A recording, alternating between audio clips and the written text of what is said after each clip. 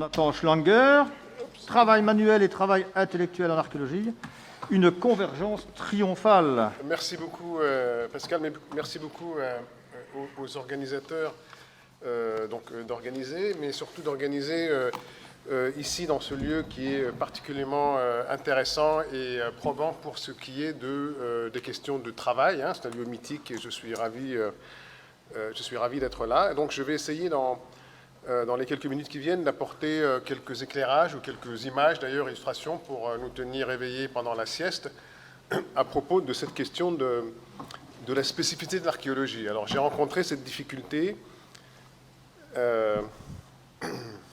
Oui, ça marche.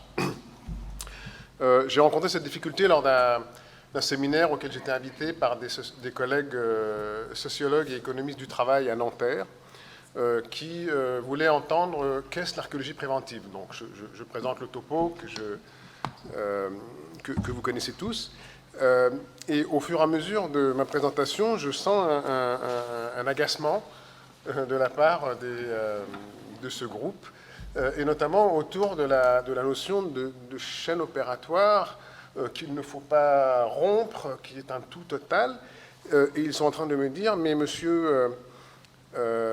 c'est quoi cette idée de polyvalence, de touche-à-tout, de débrouillardise que vous réclamez pour l'archéologie? N'avez-vous pas entendu parler de la division du travail, de la spécialisation des tâches? Voilà, bienvenue au XXIe siècle. Voilà, donc c'était assez, pour moi, assez révélateur comme confrontation, et je pense que c'est intéressant de la partager avec vous parce que il est possible que nous vivons dans une certaine bulle dans laquelle nous prenons pour acquis certains modes d'engagement, de pratique, alors qu'on pourrait peut-être les contester. Et je pense notamment, si Jean-Paul Demoule a évoqué ce matin, des questions de mécompréhension de la part des pouvoirs publics ou de la part des acteurs économiques de ce qu'est l'archéologie et de ses prétentions assez particulières. Je pense que ça peut être intéressant pour nous de creuser davantage le fait que nous prétendons, je reviens en arrière, nous prétendons, et c'est une spécificité qu'il faut savoir reconnaître et défendre, nous prétendons faire un travail manuel et un travail intellectuel. Et donc, je pense qu'il faut situer cette spécificité, il faut la reconnaître, il faut la défendre, il faut notamment voir si elle résonne peut-être avec un certain sentiment de nostalgie, l'artisanat, dans le sens noble du terme, qu'est capable de faire l'archéologue et qui est contesté de plus en plus par la machinerie moderne de la division du travail que l'on peut voir partout autour de nous.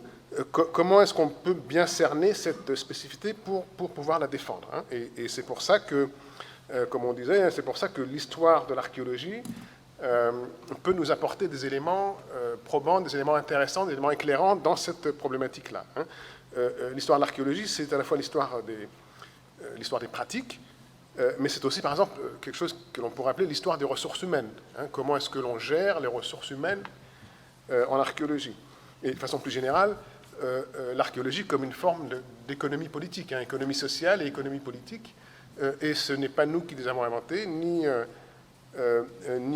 autour des fouilles du Louvre, ni autour des premiers décapages à la pelle mécanique. C'est quelque chose qui est beaucoup plus ancré, qui serait intéressant, donc dans les quelques minutes qui me restent quand même, oui, je vais essayer de présenter quelques exemples historiques qui nous mettent qui nous alertent, qui sont capables de susciter, si on a le temps, l'énergie, les compétences notamment sociologiques, économiques, etc., susciter des enquêtes un peu plus approfondies sur cette question. Alors, le premier cas de figure, c'est inévitable, puisqu'on est dans le Nord, et c'est pour Monsieur le Président de séance, qui s'intéresse beaucoup à cette célèbre photo, que je ne sais pas si vous la connaissez tous, ou en grande partie.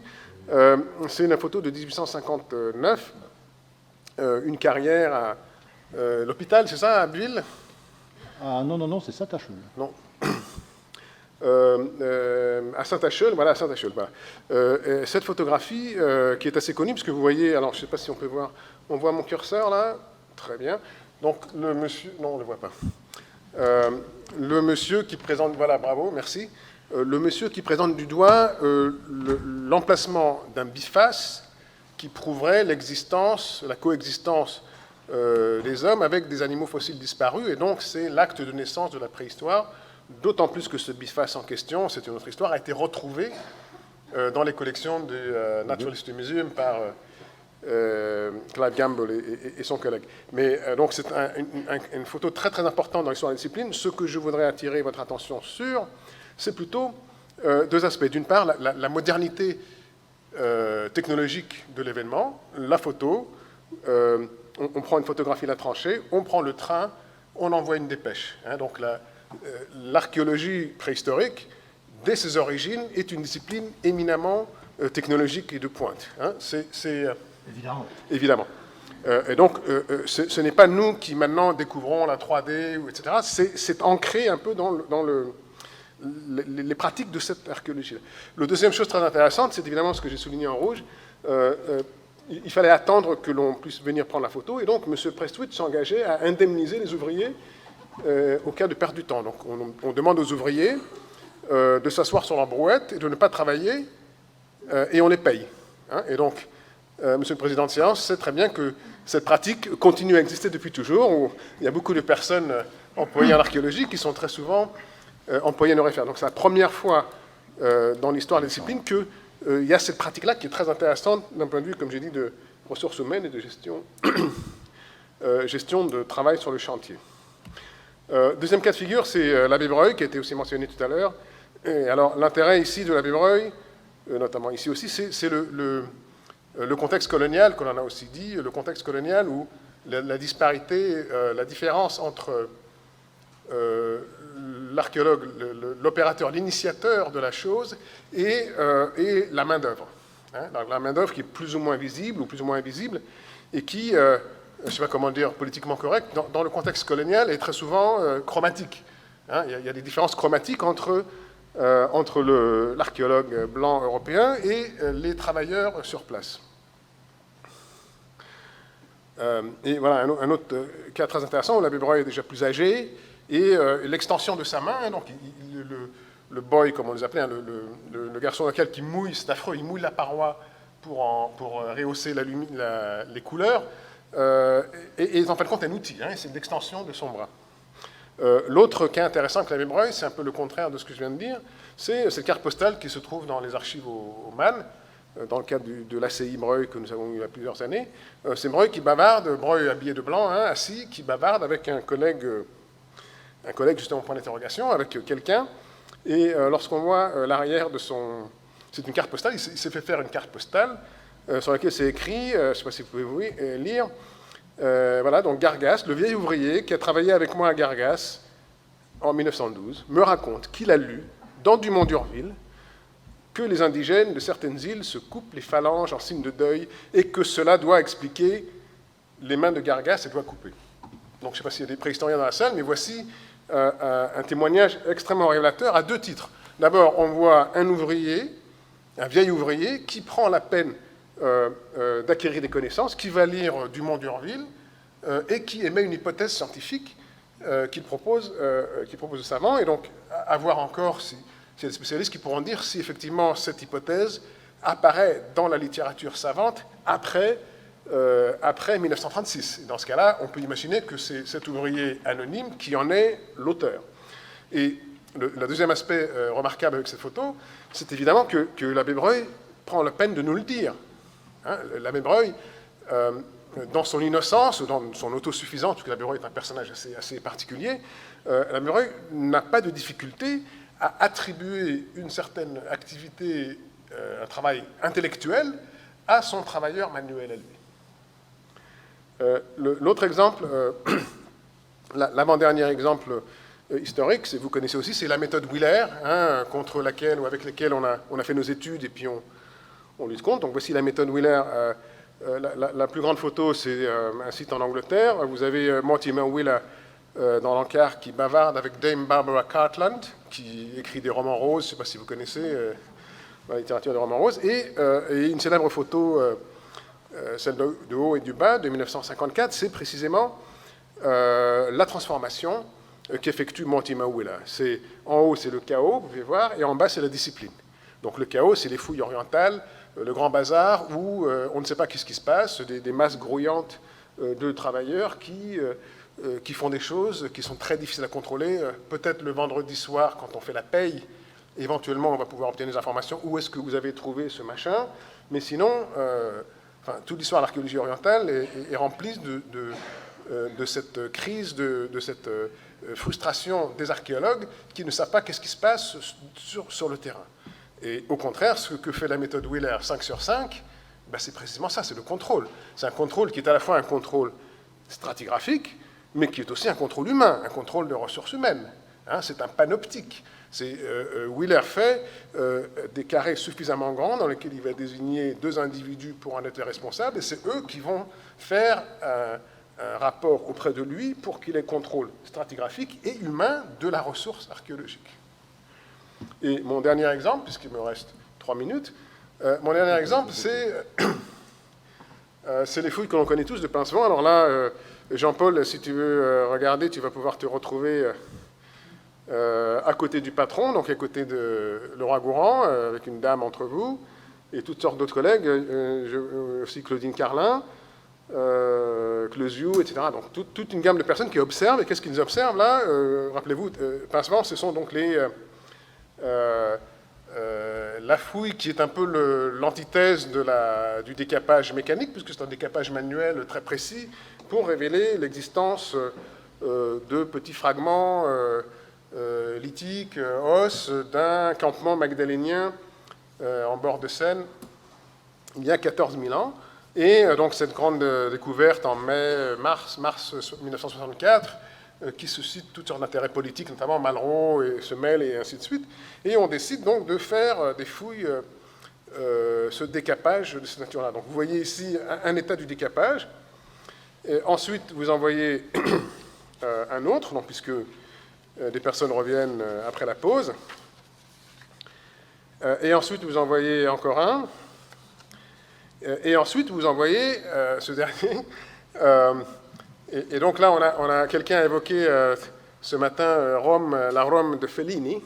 Et donc là, on a peut-être une image du Satyricon, puisqu'on voit, on voit des corps qui sur les planches, vous voyez, des corps suspendus à des planches, dans le cadre de l'activité archéologique. Donc je remercie Frédéric Julien pour cette séquence de photos. Des corps qui... Alors, l'interprétation plus ludique, donc c'est cette espèce d'amas de gesticulation.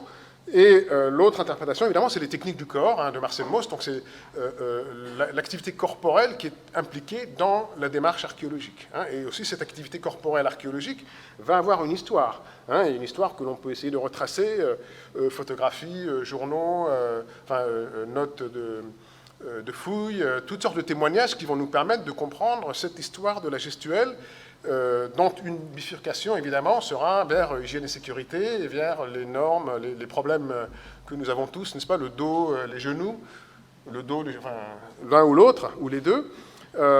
Comment est-ce que ça s'insère justement dans l'histoire de ce qu'est le travail archéologique? Et cette histoire-là, donc c'est une activité scientifique, j'ai dit manuelle et intellectuelle, mais il ne faut jamais oublier, c'est mon dernier mot, ma dernière illustration, je ne sais pas si certains d'entre vous reconnaissent déjà cette image, mais il ne faut oublier que c'est évidemment une activité scientifique qui se déroule dans un contexte social, économique et aussi dans un contexte politique, puisque là nous sommes à Notre-Dame-des-Landes, où l'archéologue qui pense être le sauveur du patrimoine, le défenseur des valeurs de la terre, a besoin d'être protégé par des Robocop, en l'occurrence, pour qu'il puisse mener son activité de protection du patrimoine. Donc tout ça, ça fait partie donc, de cette histoire politique et économique et sociale du travail en archéologie. Je vous remercie.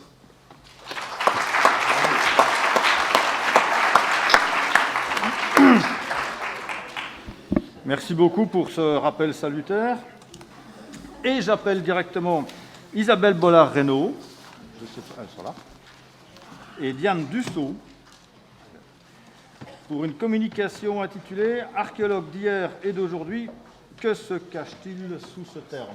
Nous tenons tout d'abord à remercier les organisateurs de cette journée et j'ai une petite pensée chaleureuse et amicale pour Luc Vallin et Thomas Billet.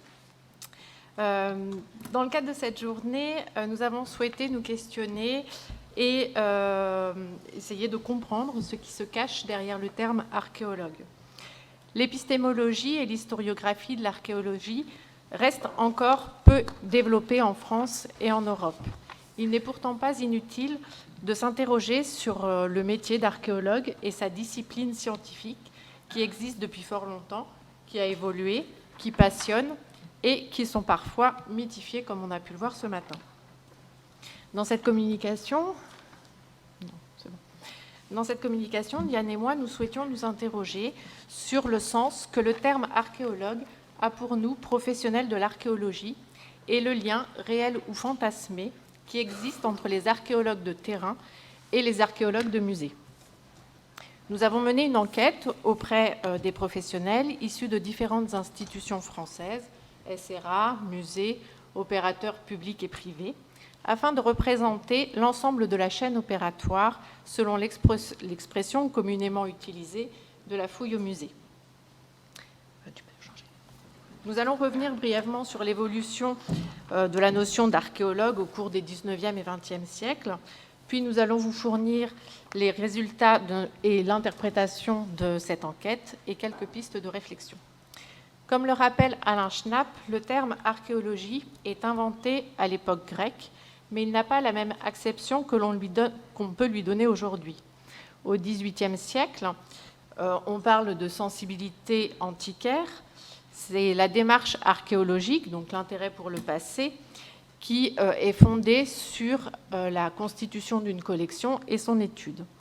Au XIXe siècle, l'archéologie devient une activité de terrain et ne s'exerce plus exclusivement dans les cabinets des érudits et sur les collections des antiquaires. Elle se définit progressivement comme une science avec le développement d'une méthode et la mise en place des institutions. La fusion entre hommes de terrain et hommes de science s'opère à la fin du XIXe siècle, grâce notamment aux préhistoriens qui imposent la figure de l'archéologue au sens moderne du terme. Dès cette époque, la conception de l'archéologie ne peut être mise en œuvre qu'avec une formation spécifique associant l'enseignement classique et celle du terrain. Notons également que c'est à cette époque la création des musées d'archéologie est souvent l'œuvre des archéologues. À la fin du XIXe siècle, on assiste donc à la naissance d'un nouveau métier, celui d'archéologue, donc un personnage aussi bien de terrain que de recherche que de musée.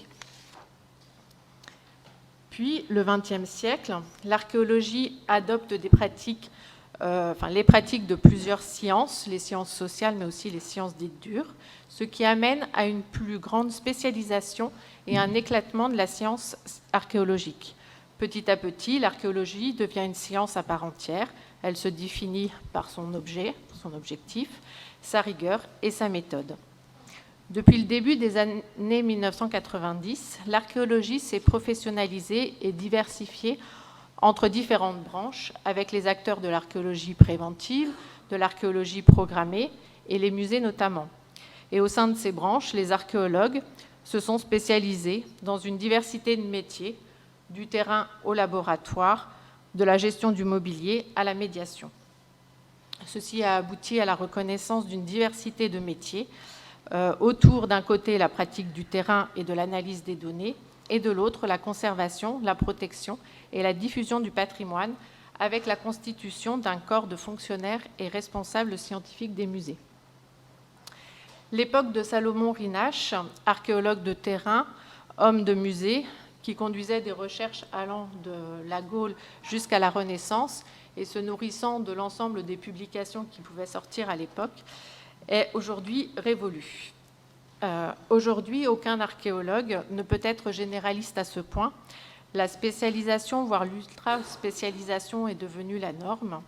On observe une multiplication de formations universitaires dans différents domaines, dans la filière patrimoine, les mondes anciens, la préhistoire, l'archéologie préventive, les musées, la médiation, j'en passe, parce qu'il y en a beaucoup, qui amène dans la profession de nouveaux profils d'archéologues ayant effectué un parcours universitaire important. Le véritable travail de l'archéologue est de lier l'ensemble de la documentation et la mise en perspective de ces données pour écrire une histoire.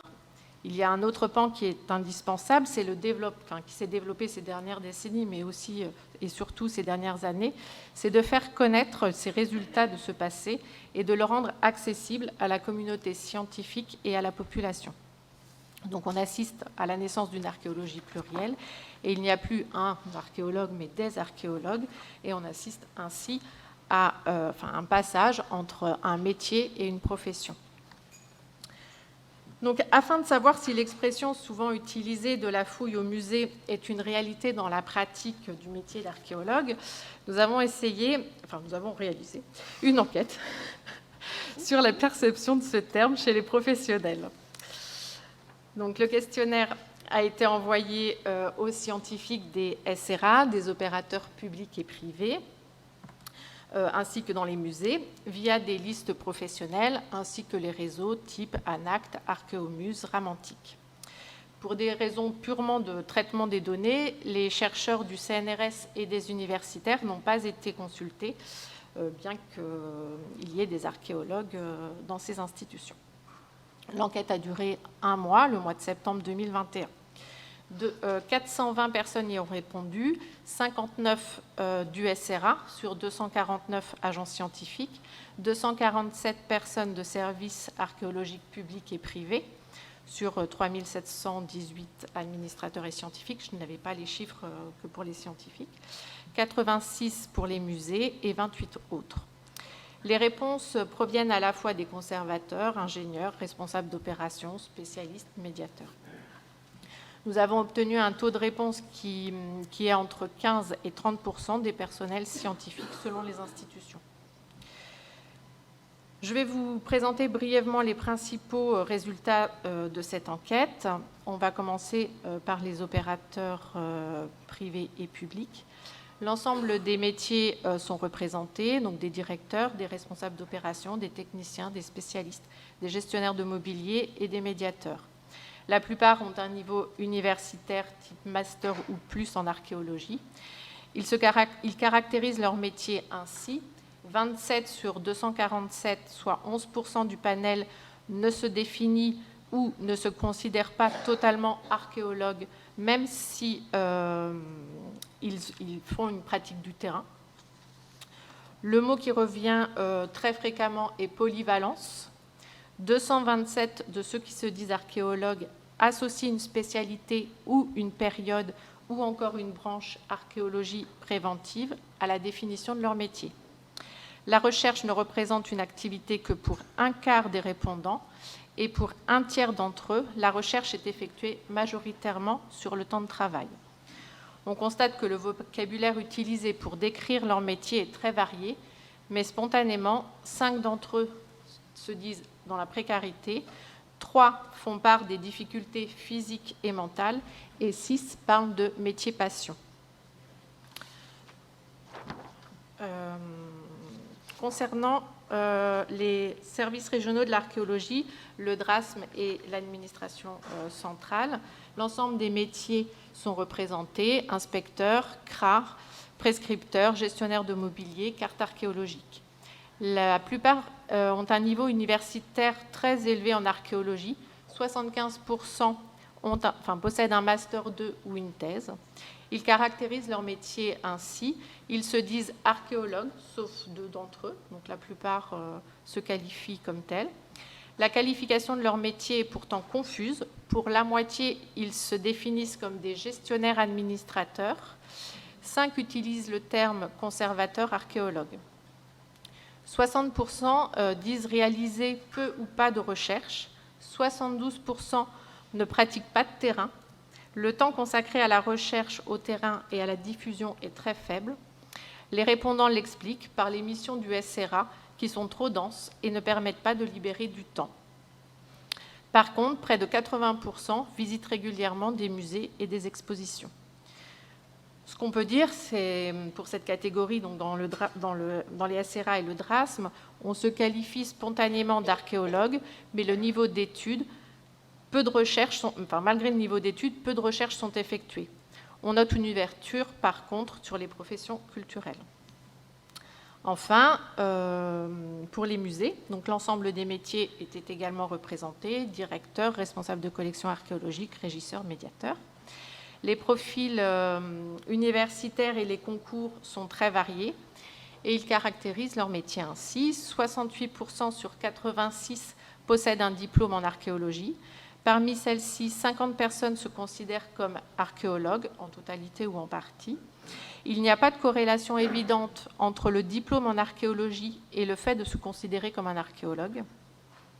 Comme pour les opérateurs, ils ont un besoin d'associer le terme archéologue avec un autre terme, donc archéologue de musée, archéologue responsable des publics, archéologue médiateur. On sent le besoin également de s'expliquer, voire peut-être même de se justifier pour ceux qui se considèrent comme des archéologues. 23 personnes seulement sont rattachées à une UMR. Un tiers fait plus d'un jour par semaine de recherche. Donc, contrairement au SRA, les archéologues qui travaillent dans les musées expriment le besoin de s'expliquer, voire de se justifier pour se qualifier comme tels. En conclusion, il ressort de cette étude, de cette enquête, que tout le monde n'a pas la même image et donc la même définition de l'archéologue. Donc se pose évidemment la question de la légitimité. Est-ce qu'il y a une peur de la part de certaines personnes à se qualifier d'archéologue? Craint-on d'usurper ce terme ou d'être qualifié d'imposteur? Donc au-delà de ces différentes réalités qui correspondent à différents métiers, on a cherché à extraire un petit peu des points communs structurants qui pourraient nous amener à requalifier ce qu'est un archéologue, ou en tout cas à montrer qu'on est en présence d'une communauté d'archéologues.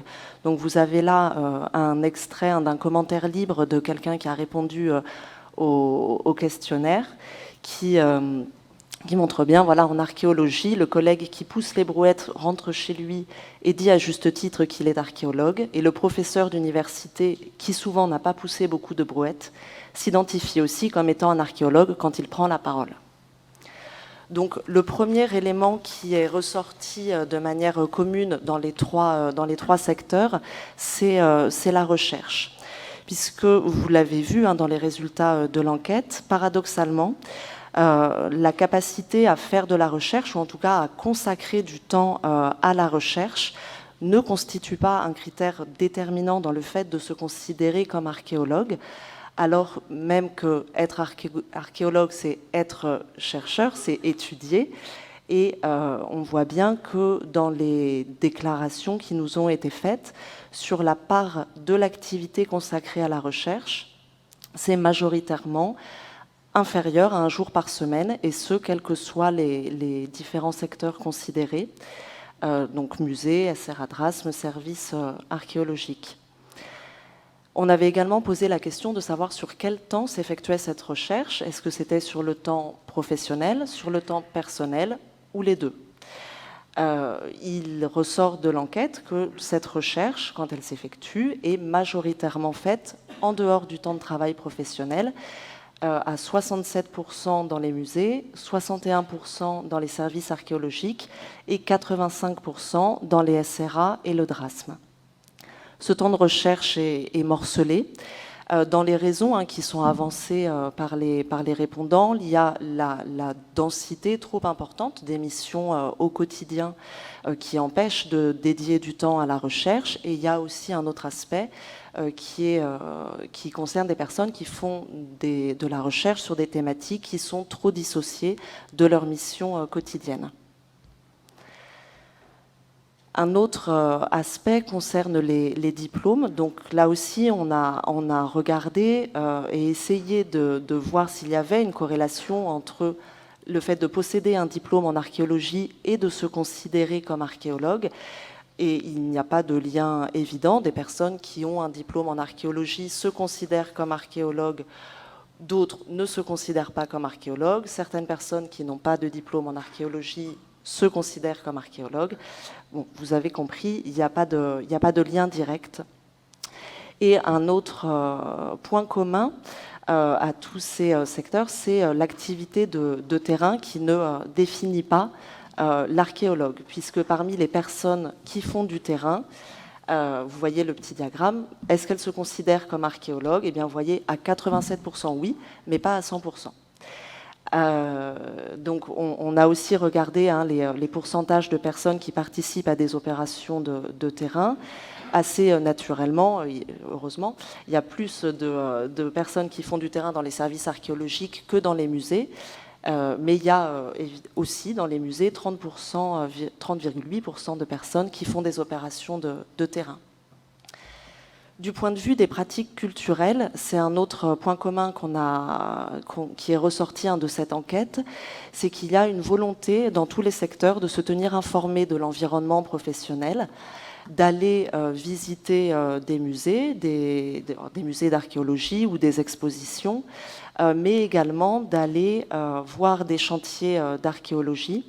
Donc vous avez les pourcentages sur les diapos, je ne rentre pas dans le détail, mais il y a, de ce point de vue-là, la chaîne opératoire de l'archéologie, elle correspond vraiment à une réalité de pratiques qui sont mises en œuvre par les différents acteurs qu'on a interrogés. On s'est également tourné un petit peu vers la sociologie, puisque dans les commentaires sont apparus, commentaires libres, sont apparus de manière spontanée plusieurs références à la passion, au fait d'exercer un métier passionnant, stimulant, pour qualifier le métier d'archéologue. Donc on a regardé du côté des sciences sociales, et notamment les travaux d'un sociologue, Vincent Dubois, qui a travaillé sur la culture comme vocation. Et il y a 3 éléments qui permettent en sociologie de définir une logique vocationnelle dans les métiers. Donc c'est l'importance du statut ou du prestige que le travail permet d'acquérir. C'est un rapport particulier au travail avec une activité professionnelle qui est conçue comme le moyen de se réaliser personnellement et qui induit plutôt une certaine mise à distance des rétributions monétaires au profit de rétributions plutôt d'ordre symbolique. Et le 3e point, c'est un sentiment d'œuvrer dans le registre du bien commun, c'est-à-dire, voilà, on sert la cause de la science ou la cause de l'art. Et il nous a semblé intéressant d'appliquer ce prisme de lecture aux réponses qui sont ressorties de l'enquête, et qui nous permettent d'avoir une lecture, en tout cas le postulat que être archéologue, c'est aussi un métier passion vers lequel on se dirige au départ, certainement par vocation. Donc les traits communs à cette communauté scientifique d'archéologues, ça pourrait être au départ cette implication forte dans son métier, même si les conditions d'exercice réelles laissent au final peu de temps pour se consacrer à la recherche. Que posséder un diplôme en archéologie ou participer à des opérations de terrain ne sont pas des conditions suffisantes en fait pour se légitimer l'appellation d'archéologue, et qu'il y a une prise en compte et un intérêt pour l'ensemble de la chaîne opératoire de l'archéologie. Alors archéologue, en fait, c'est un métier pluriel. Isabelle l'a pointé dans les résultats de l'enquête. Nombreux ont été ceux à exprimer le besoin de préciser archéologue, donc archéologue responsable d'opération, protohistorien, de bureau, archéologue conservateur ou de musée. Et on voit bien que ce terme, il a du mal à se suffire à lui-même et qu'on cherche à préciser de plus en plus, en tout cas pour que ça corresponde à la réalité du métier effectué. Et donc, plutôt qu'une profession, on s'oriente, nous en tout cas, notre proposition, c'est de s'orienter plutôt vers la définition d'un groupe professionnel qui est plus, qui recouvre plus des réalités diverses au niveau des pratiques des métiers de l'archéologie. Et c'est une notion qui nous semble en adéquation avec l'évolution de la discipline, qui évidemment s'est professionnalisée, mais qui recouvre différentes spécialités. Alors, après 30 ans de structuration professionnelle, quel bilan peut-on essayer de tirer d'après les résultats de l'enquête? Eh bien, là encore, dans les commentaires libres, alors que ce n'était pas un aspect sur lequel on interrogeait, spontanément, il y a eu des termes de précarité, des notions d'épuisement physique, moral, de faiblesse de la rémunération. Donc, autant d'aspects qui sont ressortis spontanément de l'enquête. Et qui, si on applique ce prisme de la logique vocationnelle, peut-être qu'on est à un changement de paradigme, peut-être que la segmentarisation au niveau de la chaîne opératoire induit peut-être une diminution des rétributions d'ordre symbolique, et qu'à partir du moment où on a moins de satisfaction personnelle, les équilibres se rompent, et ce qui explique aussi qu'on a l'apparition de tous ces termes. Donc ce n'était pas du tout l'objet de l'enquête, mais on tenait quand même à vous en faire part. Donc en conclusion, on a évidemment plusieurs profils d'archéologues avec des perceptions différentes du métier, et au final, les archéologues s'ils n'occupent qu'un maillon de la chaîne opératoire de la fouille au musée, ils ont un intérêt pour l'ensemble, et l'approche méthodologique est similaire au sein de ce groupe professionnel, l'étude et la recherche pour comprendre les sociétés humaines du passé. Du point de vue de la légitimité dans l'appellation d'archéologue, plus qu'un critère particulier, il nous a semblé que ça relevait plutôt de l'assentiment de ses pairs et d'une légitimité dans la reconnaissance au sein du milieu même. Merci. Merci beaucoup. Merci beaucoup.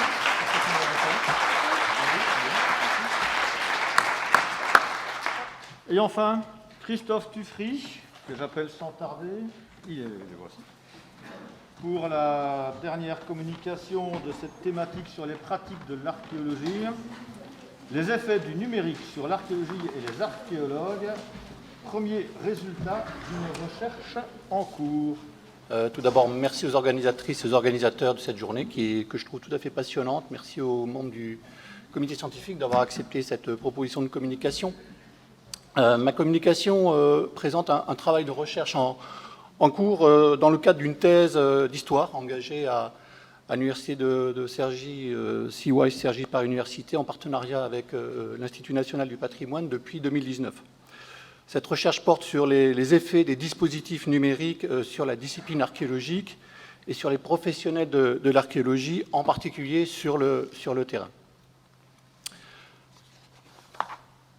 L'usage de dispositifs numériques, et puisque ma thèse est une thèse d'histoire, je commencerai par un peu d'histoire, sans refaire bien sûr ici l'ensemble de cette histoire déjà un peu longue des dispositifs qu'on appelait informatiques au départ et qu'on a ensuite appelé numériques en archéologie. Il me semble important de souligner que ceux-ci, comme ça a déjà été un peu évoqué tout à l'heure par Nathan, s'inscrivent dans l'histoire des méthodes et des techniques utilisées en archéologie depuis près de 2 siècles. Certaines d'entre elles sont présentées, illustrées ici. Elles partagent toutes d'avoir été présentées par leurs promoteurs comme contribuant à l'administration de la preuve archéologique. Au cours des années 1950-1970, des archéologues comme Jean-Claude Gardin, déjà mentionné ce matin par Jean-Paul Demoule, et d'autres, et dont lui-même, ont mobilisé notamment que ce soit la mécanographie, puis les premiers calculateurs, puis les premiers ordinateurs pour des tâches notamment de traitement de données de type sériation, calcul automatisé, automatique documentaire, statistiques, mathématiques appliquées, etc. Mais même si à partir des années 1980, les premières applications et programmes d'enregistrement numérique de données sur le terrain sont apparus, avec l'essor de la micro-informatique personnelle, parfois embarquée sur le terrain, il n'en reste pas moins qu'au même moment, comme l'a montré notre collègue Sébastien Plutniak, les archéologues ont commencé à moins utiliser la quantification et le calcul automatisé que dans les sciences dites dures, entre guillemets. Et Sébastien Plutniak explique cette évolution par, d'une part, le rattachement historique de la discipline archéologique aux arts et aux humanités, histoire, philologie, architecture, etc., des profils et des horizons de formation académique des archéologues empruntant très largement au SHS, et enfin une place importante de la tradition de la notation littérale, des observations de terrain, journaux de fouilles, carnets de terrain, etc., minutes, une tradition ancienne et durable de la discipline qui a longtemps privilégié l'écriture, parfois visible et compréhensible que par son seul auteur. Amorcé dès les années 80, avec une application par exemple comme Syslat, développée par Michel Py et son équipe de LAT, ou encore Archéoplan de Olivier Buchenschutz et Catherine Gruel, pour l'enregistrement et le traitement des données de terrain, le développement de ce type d'application s'est accéléré au cours des années 2000. Les données ont été progressivement enregistrées de façon qu'on appelle nativement numérique, parfois dès le terrain, dans des formats hétérogènes, avec des applications et des programmes entre lesquels les échanges de données étaient très limités. Les dispositifs numériques utilisés étaient également très hétérogènes, ordinateurs personnels, puis plus récemment tablettes et encore plus récemment smartphones. Et pendant longtemps, les programmes comme les dispositifs matériels n'ont pas eu le souci de ce qu'on appelle l'interopérabilité, multipliant donc des pratiques limitées à quelques individus ou quelques groupes d'initiés. Après ce bref rappel historique, il faut souligner, je pense, que les pratiques numériques en archéologie n'ont été que peu interrogées en termes à la fois épistémologiques et historiographiques dans les dernières décennies pendant lesquelles ils se sont pourtant massivement développés. Pourtant, dans les années 70 et 80, des publications d'archéologues comme Jean-Claude Gardin, déjà cité, Serge Cléziou, Jean-Paul Demoule, ici présent, Annie et Alain Schnapp, Alain Gallet et d'autres, ont proposé des réflexions épistémologiques sur les implications de l'usage des dispositifs informatiques, qu'on n'appelait donc pas encore numériques, en particulier sur le raisonnement archéologique. Et de ces réflexions pionnières, il semble qu'aujourd'hui, en tout cas depuis quelques années, bien peu de travaux ont pris la suite, a fortiori depuis les 20 dernières années, comme je l'ai dit, où ces dispositifs se sont massivement développés et ont largement envahi, petit à petit, beaucoup des tâches et des collectifs de travail de l'archéologie. Ma recherche historique, donc, porte sur les pratiques numériques en archéologie et elle se veut justement une contribution de nature épistémologique et historiographique à ce que j'appelle une technologie au sens étymologique du terme, c'est-à-dire une réflexion et un discours sur les techniques numériques utilisées dans notre discipline. Cette distinction entre technique et technologie reprend celle mentionnée par Nathan Schlanger dans son article introductif du volume des œuvres de Marcel Mauss, Technique, technologie et civilisation, paru en 2012.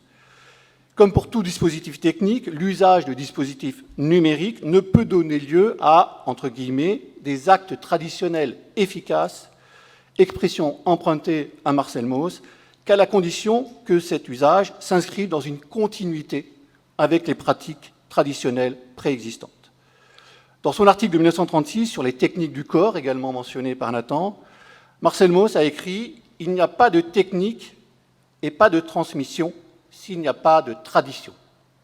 Autrement dit, la transmission de ces techniques par vous, par nous, doit s'appuyer sur le triptyque tradition, efficacité et incorporation.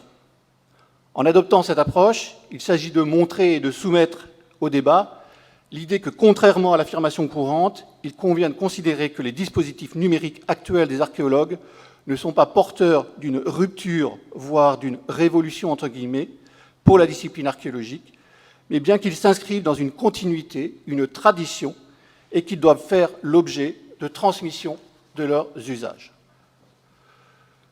Je propose de considérer les pratiques numériques comme un fait social, dans l'acception proposée par Émile Durkheim en 1895 pour ce terme, à savoir toute manière de faire, fixée ou non, susceptible d'exercer sur l'individu une contrainte extérieure, ou bien encore qui est générale dans l'étendue d'une société donnée, tout en ayant une existence propre, indépendante de ses diverses manifestations au niveau individuel. Et en 1897, dans son ouvrage « Le suicide », Émile Durkheim précise ainsi la notion de fait social.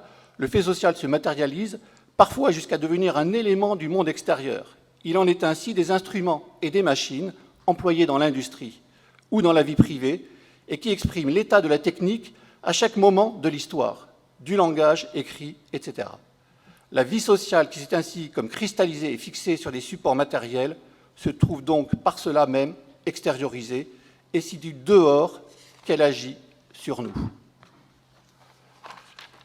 Ce processus d'extériorisation et son effet sur les pratiques des archéologues est peut-être ce qui conduit à l'usage du terme « le numérique » au singulier. En usant de cette expression, on procède à ce qu'on appelle une nominalisation, procédé grammatical qui consiste à transformer une phrase verbale, et les archéologues utilisent des dispositifs numériques, en un groupe nominal. En l'occurrence, le numérique désigne un ensemble de pratiques sociales en usant d'une caractéristique de celle-ci, numérique, pour affirmer l'existence d'un domaine et en même temps d'un processus qui serait homogène, désincarné, doté d'une puissance et d'un mouvement autonome. Notre point de vue est que le numérique n'existe pas comme instance supérieure qui s'imposerait à nous dans un mouvement inéluctable et avec une force incontrôlable. En revanche, ce qui existe, ce sont des pratiques sociales qui mobilisent et incorporent des dispositifs numériques. Des corps qui adaptent en même temps qu'ils adoptent ces dispositifs, qui en retour ont des effets, laissent des marques sur les corps, les postures, les gestes liés à leurs usages. Comme l'ont confirmé la cinquantaine d'entretiens que j'ai réalisés pour ma thèse, une trentaine sont à venir, les dispositifs numériques s'insinuent dans les plis singuliers du social, pour reprendre le beau titre du livre du sociologue Bernard Lahire. Ces pratiques numériques s'inscrivent dans des trajectoires de vie professionnelles et des parcours personnels parfois, pendant lesquels l'appropriation de ces dispositifs suit des processus très très divers. Rarement par une formation initiale, le plus souvent par auto-formation pour presque tous, contraints de devoir explorer et découvrir des dispositifs plus ou moins intuitifs par un apprentissage au contact de collègues et plus récemment en mobilisant des ressources numériques en ligne du type tutoriel. Si les périodes d'apprentissage sont parfois longues, il peut aussi exister des cas d'attachement très forts aux dispositifs numériques dès lors que ceux-ci sont appropriés, intégrés dans des pratiques courantes et contribuent à leur tour à des actes traditionnels efficaces. Ces réactions peuvent expliquer notamment des cas de résistance aux projets de changement, souvent contraints, de certains de ces dispositifs. Changement de version logicielle ou d'application, d'ordinateur, de processus de saisie de données, etc., etc. Le spécialiste des processus de formation et d'activité professionnelle, Jean-Marie Barbier, définit la notion de pratique comme un ensemble de composantes représentationnelles, opératoires et affectives, produits par une histoire particulière et dont un agent est le support et le détenteur à un moment donné de cette histoire. Mes propres observations sur plus d'une décennie sur les pratiques numériques des archéologues sur le terrain à l'INRAP et dans plusieurs projets extérieurs, projets collectifs de recherche, m'ont permis d'identifier que les dispositifs numériques fabriquent les archéologues autant que ceux-ci les fabriquent. Il y a donc une interaction étroite entre les dispositifs et les acteurs. Les pratiques numériques en archéologie touchent toutes les générations d'archéologues et tous les métiers de l'archéologie. Et pour ça, la notion de fracture générationnelle, souvent mise en avant pour justifier certaines pratiques ou discours d'assignation qui présentent un fort pouvoir de conformation des acteurs à ce type de discours lorsqu'ils sont assignés de façon systématique, je pense, peut être largement discuté, voire contesté. Les dispositifs numériques, je l'ai dit, sont incorporés par les archéologues dès le terrain. Ils modifient des postures et des gestes. Ils nécessitent d'être portés, supportés, transportés. Ils sont parfois lourds, encombrants, peu pratiques, imposent des stratégies d'adaptation par l'usage de harnais, de cannes légères, de motorisation, de transport sur des chariots pour en limiter les effets négatifs sur les corps et les postures, au risque de générer l'apparition de troubles musculo-squelettiques. On peut aussi constater que ces dispositifs numériques sur le terrain se traduisent par des pratiques individuelles ou en collaboration, donnant lieu parfois à des transmissions de compétences numériques notamment, ou bien, dans certains autres cas, contraignant les archéologues à trouver chacun de son côté une façon qui peut leur être propre pour se servir justement de ces dispositifs numériques. Dans ce cas-là, le fonctionnement des collectifs de travail peut être éventuellement mis à mal.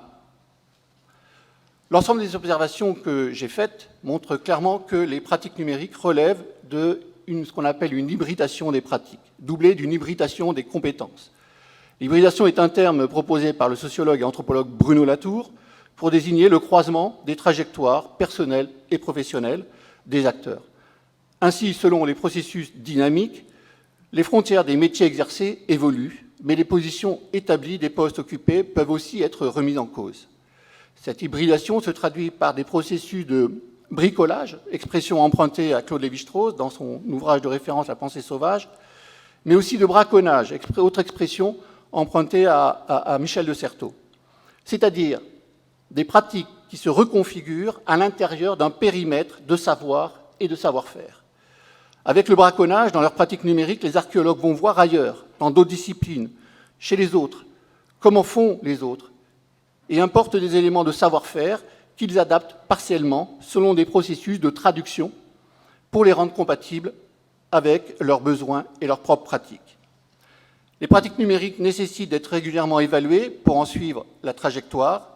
Or, bien souvent, les pratiques numériques restent encore insuffisamment visibles et reconnues dans l'ensemble des activités professionnelles et personnelles des archéologues, notamment dans l'évaluation au plus près de leurs compétences et de leurs effets sur le fonctionnement des collectifs personnels et professionnels dans lesquels ils s'inscrivent. On peut aussi constater que les pratiques numériques se prêtent à une mise en scène, pour reprendre l'expression de Erwin Goffman, notamment par de nouvelles attitudes, de nouvelles modalités de travail, de nouvelles pratiques langagières. On peut ainsi remarquer que les pratiques numériques relèvent d'un mélange entre deux types d'efficacité, pour reprendre là aussi une distinction proposée par Hubert et Mauss, reprise par Françoise Sigaud. Une efficacité matérielle et une efficacité de croyance. Les pratiques numériques empruntent donc une partie de leur modalité d'exercice et d'appropriation par les acteurs au domaine des croyances, comme l'ont proposé Golac et Kamartz en 2000 dans le numéro thématique sur l'informatique au travail des actes de la recherche en sciences sociales. Pour terminer, on pourrait se demander si les pratiques numériques ne relèveraient pas de la notion de fait social total proposée par Massenmose en 1925, à savoir des faits qui mettent en branle, dans certains cas, la totalité de la société et de ses institutions.